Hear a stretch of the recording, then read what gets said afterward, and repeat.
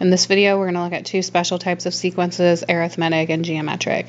An arithmetic sequence is a sequence which has a constant difference, which means we're adding or subtracting the same number each time. So maybe we have something like 2, 5, 8, 11, 14, etc. So each time I'm adding 3. So 3 would be referred to as our constant difference. So always think about the number that you are adding each time. So if your numbers are decreasing and you're actually subtracting, you want to think of your difference as a negative value. So always think about the constant difference as what number am I adding each time to get to the next term. So in our examples here, we have 5, 10, 15, 20, 25, etc. So my constant difference, which we usually denote with D, is going to be 5. And then we've got 2, 7, 12, etc. So again, my constant difference would be 5. And then here we're going 8, 5, 2, -1, -4, -7. So we're subtracting 3 each time. So remember, we want to think about that in terms of addition. So I'm actually adding -3. A geometric sequence, on the other hand, has a constant ratio, so it is the number that I'm multiplying each time. So again, you can think of it as multiplying or dividing, but always when we talk about the constant ratio, we want to think of it in terms of what am I multiplying. So if you're thinking I'm dividing by 2, remember that's the same as multiplying by 1/2. So again, in our examples here, we've got 2, -8, 32, -128. So my constant ratio, which we denote with R, is going to be -4. Here we've got 81, 27, 9, 3, 1. So here in this case, I'm dividing by 3, which means I'm multiplying by 1/3. So my R value is 1/3. And then finally on this last one, we're going from 3, 3/2, 3/4, 3/16. So my R value is 1/2. Not all sequences are arithmetic and geometric, so we want to be able to identify when a sequence is arithmetic, geometric, or possibly neither of those two options. So in order to test that, we're going to subtract consecutive terms in 2 different places and see if we're getting the same value to determine if it's arithmetic. If we want to decide if it's geometric, we're going to divide consecutive terms in several different places and see if we're getting the same value again. So if we are subtracting and getting the same number each time, then that is arithmetic. If we're dividing by the same number each time, then that is geometric. So looking at some examples here, I have 2, 6, 18, 54, etc. So maybe you can look at that and see right away. If not, just kind of test yourself. So I'm going to go 6 minus 2 gives me 4, and then 18 minus 6 gives me 12. So subtracting, I'm not getting the same values, so I know this is not arithmetic. So then I'm going to try dividing. So 6 divided by 2 gives me 3, 18 divided by 6 gives me 3, 54 divided by 18 gives me 3. So when I'm dividing each consecutive terms, I'm getting the same value. So that tells me that this is geometric, and it also tells me that my constant ratio is that value of 3. So again, on this next one, B here, we've got 1, 2, 3, 5, 8. So again, I'm going to start with subtracting. So 2 minus 1 gives me 1. 3 minus 2 gives me 1, so that's good. I'm going to keep testing. So 5 minus 3 gives me 2. So even though the first two did give me the same value, the next one did not. So it's always good to keep checking as far as you can through your sequence. So that did not work. So now again, we're going to try the division. So 2 divided by 1 gives me 2, but 3 divided by 2 gives me 1.5. So I'm not getting a constant difference. I'm not getting a constant ratio. So this one we would just mark as neither.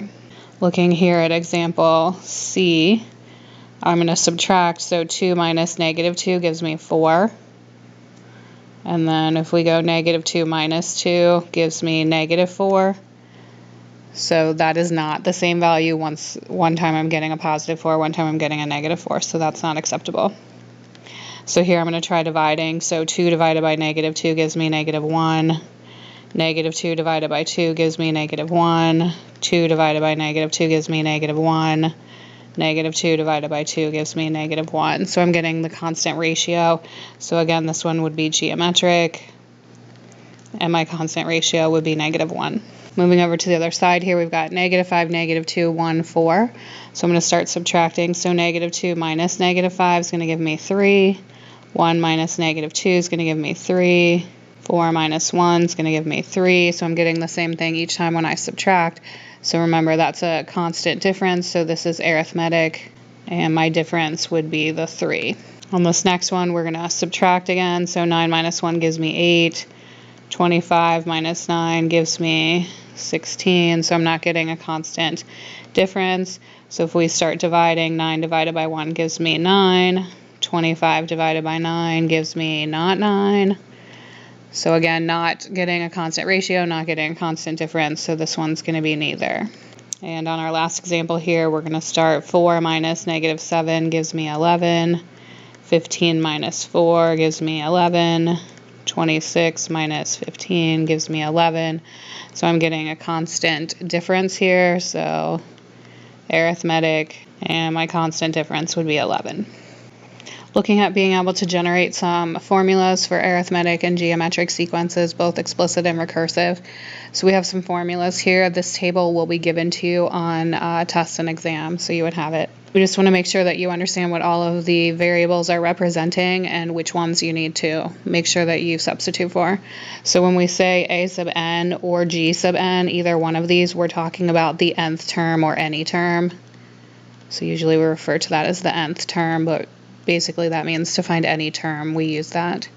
And then we've got a sub 1 and g sub 1, so a sub 1 is obviously going to be the first term, and the same with g sub 1. Then over here on the arithmetic we have d, so that's my constant difference. In the geometric formula it's r, but that's still your constant ratio. So whether it's d or r, we're just talking about the constant. But n is representing your position, so n is just position in both of these formulas. In the recursive formula, we have a sub n, or a sub 1 and g sub 1 again, so representing the first term, a sub n and g sub n representing your nth term or any term. Here you also have a sub n minus 1 or g sub n minus 1, so remember that just refers to the previous term. So when I have a sub n minus 1, I just mean previous term, and same with the g sub n minus 1. So if you're asked to write a formula for explicit or recursive, whether it's arithmetic or geometric, what you want to do is plug in your first term and your constant. So anytime you're asked to write a formula, plug in the a sub 1 and d. Down here you would plug in what is the first term and then also the constant value. Same thing with the geometric, first term and your constant, which is r. If you're doing recursive, write what your first term is, and then you would plug in your r. Everything else would just stay as it is in the variable. So find each of the following for this arithmetic sequence. First, we want to find the common difference. So we just want to look, what am I adding each time? So again, a lot of times you can tell that. If you can't tell that, just find two terms and subtract them, two consecutive terms, and subtract them. So here we should be able to tell that our constant difference is that we're adding 4. So my difference is 4. We're going to write a recursive rule for the nth term. So thinking about my formula from back here, I'm using the recursive rule, which is this one. A sub 1 equals our first term, which is negative 6, so we're just pulling that from the sequence itself. And then a sub n equals a sub n minus 1, and then plus your constant difference, so plus 4. So again, I'm just pulling from the formula on the formula sheet, and then we're plugging in the first term and the constant difference. You don't have to use a, you could use any variable that you want, but typically we use a when it's arithmetic just to help identify that. For c, we're going to write a recursive rule for the nth term. So remember, our recursive rule is a sub n equals a sub 1 plus d times n minus 1. And again, I just got that from the formula on the previous slide. And remember, we're plugging in the first term and the constant difference. So we're going to write a sub n equals negative 6 plus 4 times n minus 1. You can leave it like that. Sometimes they might ask you to simplify it, so you're just going to distribute and combine your like terms. So a sub n equals negative 6 plus 4n minus 4, which would give you negative 10 plus 4n. So either of those would be acceptable answers. Unless they specified that it needed to be simplified, then you would have to give the one in the blue. And then finally, D says find the 10th term. So anytime you have to find a specific term or position, you always want to use your explicit formula. So if we use the explicit formula, a sub n equals negative 6 plus 4 times n minus 1, then we're just going to plug in 10 because they asked for the 10th term. So a sub 10 equals negative 6 plus 4 times 10 minus 1, which is going to give us 30. Similar question here where we're dealing with a geometric sequence.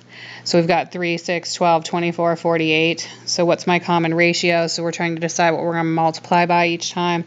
So again, maybe you can just see that we're multiplying by 2 each time.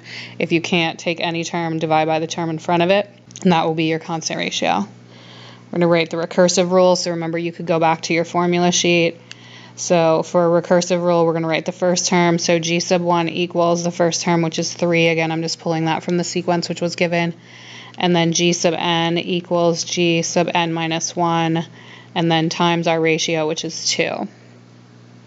Oftentimes this would be written as g sub 1 equals 3, and then g sub n equals, and then just 2 times g sub n minus 1, just to make it a little more compact. We're going to write the explicit formula. So remember, that was g sub n equals g sub 1 times r to the n minus 1 as my exponent. So g sub n equals, fill in your first term, which was 3, and r, which was 2, to the n minus 1 power. And then finally d, we're asked to find the 10th term. So again, we use the explicit formula there.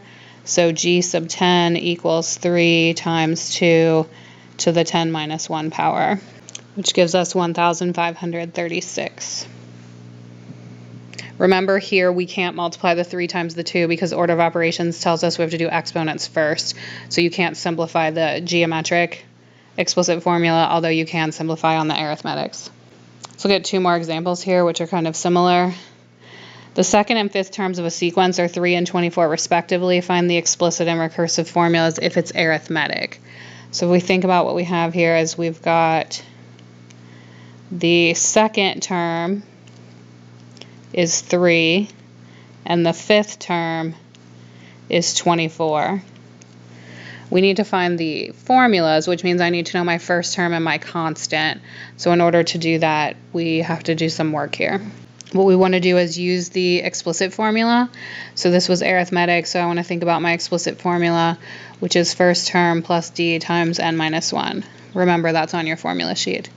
What we're going to do is we're going to take each of these terms and fill in what we know into this explicit formula.